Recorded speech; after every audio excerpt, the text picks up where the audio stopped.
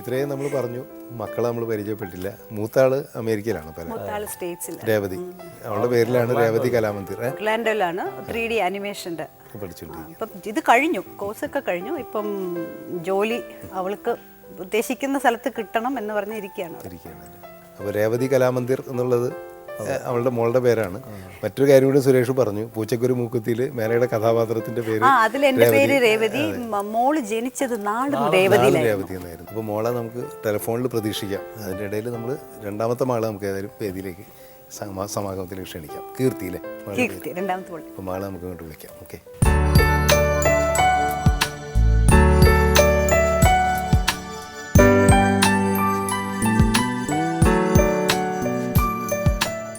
കീർത്തി ഇപ്പോൾ മദ്രാസ് തന്നെയാണോ? ആള് ഫാഷൻ ഡിസൈനിങ് പഠിക്കുക. ആണോ? Pearl academy. അത് ശരി. അപ്പോൾ അമ്മയുടെ ഈ വാസന, ഈ വരയ്ക്കാനുള്ള വാസന രണ്ട് മക്കൾ കിട്ടിയിട്ടുണ്ടെന്നുണ്ടല്ലേ? അവള് നന്നായിട്ട് വരയ്ക്കും. കുഴപ്പമില്ല. ശരി ശരി. നമ്മുടെ അത്ര ഇല്ല, എന്നാലും വരയ്ക്കും. രണ്ടുപേരും നന്നായിട്ട് വരയ്ക്കും. മൂത്തോള് അവള് ഗ്രാഫിക്സ് അല്ലേ? അല്ലേ? ശരി ശരി. ഇവള് വയലിൻ ഇങ്ങനെയൊക്കെയാണ്.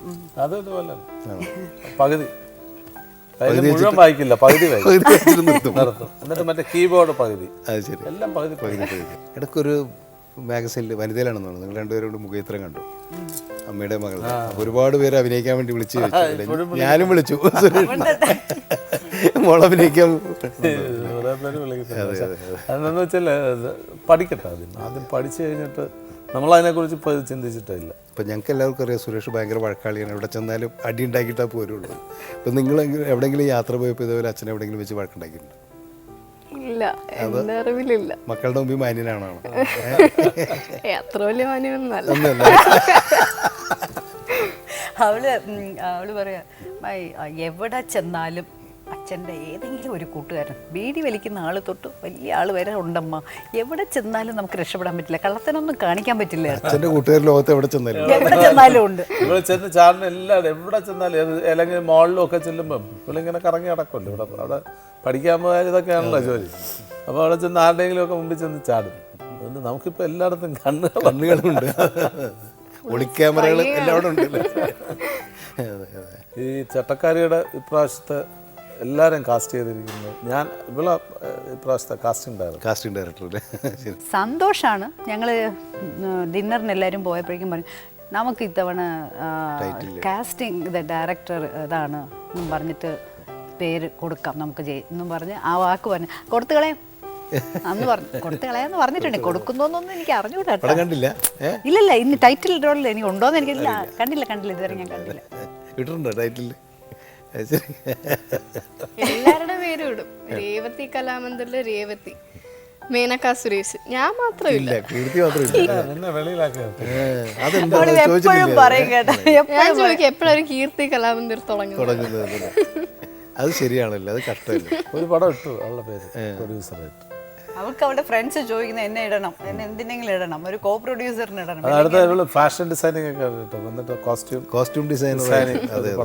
അത് നല്ലൊരു പ്രൊഫഷണൽ. ഇത്തവണ ചോദിച്ചിരിക്കുക, അച്ഛൻ്റെ അടുത്ത പടം എന്തെങ്കിലും ഉണ്ടെങ്കിൽ ഞാൻ ചെയ്യട്ടെ എന്നൊക്കെ. എൻ്റെ മോളും ചോദിക്കും, അച്ഛാ കൊറിയോഗ്രാഫി ഞാൻ ചെയ്യാം, ഡാൻസ് എന്ന് പറയും. രേവതി ഇപ്പോൾ അമേരിക്കയിലാണുള്ളത്. അവിടെ എന്തായാലും നിങ്ങൾ ഈ ഷോയിൽ വരുമ്പോൾ അവർക്ക് പ്രസൻസ് ഉണ്ടാവാൻ പറ്റില്ല, ശബ്ദമെങ്കിലും നമുക്ക് കേൾക്കണ്ടേ. വലിയ സങ്കടമാണ്. അവളിവിടെ ഇല്ല എന്നുള്ള ഒരു വിഷമമുണ്ട്. അപ്പോൾ രേവതി ടെലിഫോൺ ലൈനിലുണ്ട്, നമുക്ക് അവളോട് സംസാരിക്കാം. ഓക്കെ. ഹലോ രേവതി, ഇത് സമാഗമത്തിൽ നിന്ന് ഞാൻ ഡയറക്ടർ കമലാണ് വിളിക്കുന്നത്. നമസ്കാരം. സുഖമാണോ? ആ സുഖം. ഇപ്പോൾ രാവിലെ അല്ലേ അവിടെ എഴുന്നേറ്റുണ്ടാവുള്ളൂ അല്ലേ? ആണല്ലേ. ഓക്കെ. ഇവിടെ അച്ഛനും അമ്മയും അനിയത്തിയും ഒക്കെ ഉണ്ട്. ഇവിടെ അതെ, അമ്മയുണ്ട്, സംസാരിച്ചോളൂ. ഹലോ ரேவு இந்த ப்ரோக்ராம் வந்து உன்னோட அப்பாவை பத்தி, அச்சனை பத்தி. சொல்லு, உனக்கு என்ன வேணுமோ அதை சொல்லலாம். இப்போ தைரியமா சொல்லிடலாம். രണ്ടു മൂന്ന് അച്ഛനെ കുറിച്ച് നല്ല രണ്ടു വാക്ക്. അച്ഛനെ കുറിച്ച് എന്താ പറയാ, എന്താണ് ഇച്ചിരി കോമഡിയാ? അച്ഛനെ പുകഴ്ത്തി പറയാൻ കുറച്ച് പുകഴ്ത്തി പറയാം. വെയിറ്റൊക്കെ ഇരിക്കട്ടെ. അച്ഛനെക്കാട്ടിലും ഞങ്ങക്ക് ഫ്രണ്ടിനെ പോലെയാ. പിന്നെന്താ, ഞങ്ങൾക്ക് ഇഷ്ടമുള്ള കാര്യം ഞങ്ങളെ ഡിസൈഡ് ചെയ്യാൻ അച്ഛൻ ഫ്രീഡം കൊടുത്തിട്ടുണ്ട്. പിന്നെ ഇഷ്ടമുള്ള കാര്യങ്ങൾ ധൈര്യമായിട്ട് ചെയ്യാന്ന് പറയും. Very affectionate person obviously. ഒത്തിരി അപ്രീഷിയേറ്റ് ചെയ്യും എന്നെ, അമ്മയൊക്കെ, അനിയത്തിയൊക്കെ. ഇവിടെ ഇപ്പോൾ കീർത്തി പറഞ്ഞു, കീർത്തി എവിടെ ചെന്ന് കഴിഞ്ഞാൽ അച്ഛൻ്റെ ഫ്രണ്ട്സ് ഉണ്ടാവും, അതുകൊണ്ട് അടിച്ചു പൊളിച്ച് നടക്കാൻ പറ്റൂല, ഇങ്ങനെ അച്ഛൻ്റെ സുഹൃത്തുക്കളുടെ കണ്ണുണ്ടാവും എന്ന് പറഞ്ഞു. അവള് രക്ഷപ്പെട്ടു പോയി.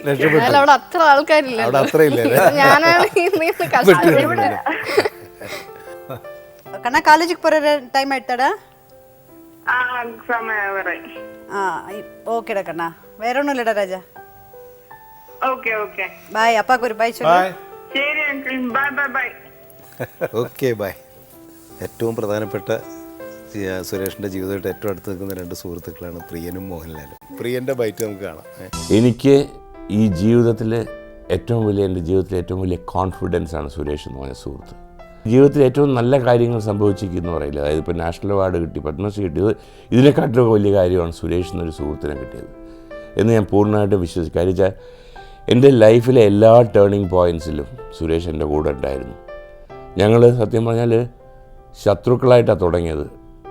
അതായത് തിരനോട്ടം എന്നുള്ള സിനിമയ്ക്ക് സുരേഷിനെ സിനിമയിൽ അടുപ്പിക്കാതിരിക്കാൻ ഞാൻ ചില കള്ളക്കളിയൊക്കെ കളിച്ചു. അത് സുരേഷിന് പിടി കിട്ടി. അതുകൊണ്ട് മദ്രാസിൽ വന്ന് ഇറങ്ങിയപ്പോൾ ഞങ്ങൾ തമ്മിൽ അങ്ങോട്ട് കിടന്നു, നിനക്ക് ഞാൻ കാണിച്ചു തരാം എന്നുള്ളൊരു ആറ്റിറ്റ്യൂഡായിരുന്നു. പക്ഷേ ആ മദ്രാസ് ജീവിതമാണ് ഞങ്ങളെ ഏറ്റവും വലിയ സുഹൃത്തുക്കളാക്കി മാറ്റിയത്. സത്യം പറഞ്ഞാൽ സുരേഷിൻ്റെ ജീവിതത്തിൽ എന്തൊക്കെ ഉയർച്ചകൾ ഇന്ന് ഉണ്ടായിട്ടുണ്ടെങ്കിൽ അതിനുള്ള മെയിൻ റീസൺ സുരേഷിൻ്റെ ഒരു വലിയ മനസ്സാണ്. ഇത്രയും വലിയ മനസ്സുള്ളൊരു സുഹൃത്തിനെ എൻ്റെ ലൈഫിൽ കിട്ടിയതിൽ ഞാൻ ഈശ്വരനോട് നന്ദി പറയുന്നു. എൻ്റെ എങ്ങനെ നീ മറക്കും എന്ന് പറഞ്ഞ സിനിമയുടെ ഞാൻ എഴുതിയ സിനിമയാണ്. അന്ന് സുരേഷ് പ്രൊഡ്യൂസറായിട്ടില്ല, ഞാൻ ഡയറക്ടറായിട്ടില്ല.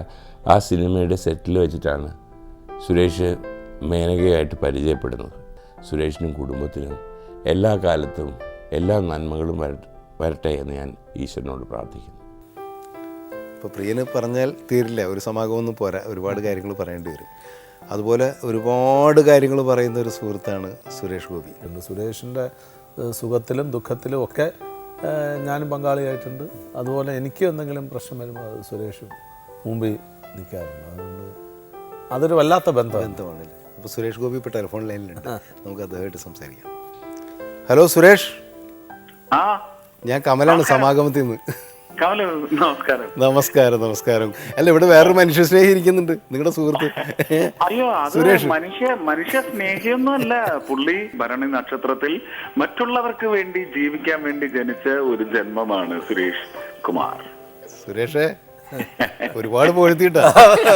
ഇല്ല, അത് സത്യമാണ്. കാരണം എനിക്ക് ഞാൻ ആദ്യം തന്നെ രണ്ടുപേരെയും മാതൃക സിനിമ ദമ്പതിമാർ എന്ന് തന്നെ അവരെ കുറിച്ച് പറയേണ്ടി വരും. രണ്ടുപേർക്കും ഈശ്വരന്റെ എക്സ്ട്രാ അനുഗ്രഹം ഈ വിവാഹ വാർഷികത്തിൽ ഉണ്ടാവണേ എന്ന് ഞാൻ പ്രാർത്ഥിക്കുകയാണ്. കുസൃതി പൈതങ്ങളുടെ ഒരു റെപ്രസെന്റേഷനാണ് ടോം സോയറും ഹക്കിൾബെറി ഫിന്നും അവരുടെ ഒരു പറ്റം കുസൃതി കൂട്ടങ്ങൾ. നമ്മൾ കുറെ പഠിച്ചത്. എല്ലാവർക്കും എനിക്ക് തോന്നുന്നു ഇന്നത്തെ കുഞ്ഞുങ്ങളെല്ലാം കേൾക്കുമ്പോ തന്നെ നല്ല ഇമേജ് ആയിരിക്കും മോഹൻലാലിനെ കുറിച്ചും സുരേഷ് കുമാറിനെ കുറിച്ചും ഒക്കെ. ഒരാളുടെ കാര്യം പറയാൻ വിട്ടുപോയി, ഒരു അശോക് കുമാർ ചേട്ടനുണ്ട്. എല്ലാം നല്ല നമ്പർ 1 പിഴകളായിരുന്നു. പിഴ എന്ന് പറയുമ്പോ തന്നെ നമുക്ക് എപ്പോഴും ഒന്ന് അയ്യോടാന്ന് പറഞ്ഞൊന്ന് കെട്ടിപ്പിടിച്ച് ഒന്ന് ആശ്ലേഷിക്കാൻ തോന്നുന്ന തരത്തിലുള്ള പിഴകൾ. ഒരുപാട് സന്തോഷം. എനിക്ക് ഈ സമാഗമം എന്ന് പറയുന്ന പരിപാടിയാണ് ടിവിയിൽ life in the world, life out of T V or screen എന്ന് പറയാവുന്ന ഒരു എലമെന്റ് ജനങ്ങൾക്ക് സുപരിചിതമാക്കി കൊടുത്തത് സമാഗമമാണ്. തീർച്ചയായിട്ടും ആ പരിപാടിക്ക് ഒരു പ്രത്യേകതയുണ്ട്. Okay Suresh, thank you very much. Okay, all the best. Thank you. Okay. ഇതുപോലൊരു സൗഹൃദം ലോക സിനിമയിൽ തന്നെ വേറെ ഉണ്ടാവില്ല എന്ന് എനിക്ക് തോന്നുന്നില്ലേ? സുരേഷ്, പ്രിയൻ, മോഹൻലാൽ, അശോക് കുമാർ, ഇങ്ങനെ ഒരു ഈ തിരുവനന്തപുരത്തിൻ്റെ ചരിത്രം എഴുതുമ്പോൾ തീർച്ചയായിട്ടും ഇനി നിങ്ങളുടെ ചരിത്രം കൂടി എഴുതാതെ പറ്റില്ല. അടുത്ത തലമുറ എന്തായാലും അത് എഴുതും എന്നാണ് നമുക്ക് വിശ്വസിക്കാം. അതിനു മുമ്പ് വേറൊരു ചരിത്രം എഴുതുന്ന മുഹൂർത്തത്തിലാണ് ഇപ്പോൾ നമ്മൾ നിൽക്കുന്നത്.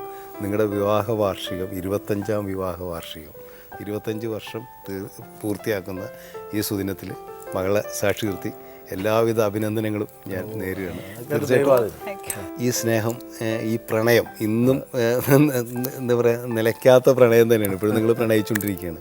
അത് ഇനിയും തുടരട്ടെ എന്ന് നമുക്ക് പ്രാർത്ഥിക്കാം. ഒപ്പം അച്ഛനും അമ്മ എന്തൊരു ചെറുപ്പമായിരിക്കുന്നു ഇപ്പോൾ അല്ലേ? 25 വർഷമായിട്ട് കല്യാണം കഴിച്ചിട്ട് കേക്കില്ലേ? അസൂയാണല്ലേ? പറഞ്ഞ് പൊങ്ങിയിരിക്കുകയാണ്. പൊങ്ങിയിരിക്കുകയാണല്ലേ? അച്ഛനും അതെ അമ്മ അതെ, ഈ യൗവനം അസൂയ ഇവര് ഉണ്ടാക്കുന്നില്ല. തമ്മിലും അടി ഉണ്ടാവാറുണ്ടോ? ആർക്കാണ് കൂടുതൽ ചെറുപ്പം? ആ കാര്യത്തിൽ തർക്കമുണ്ട് അല്ലേ?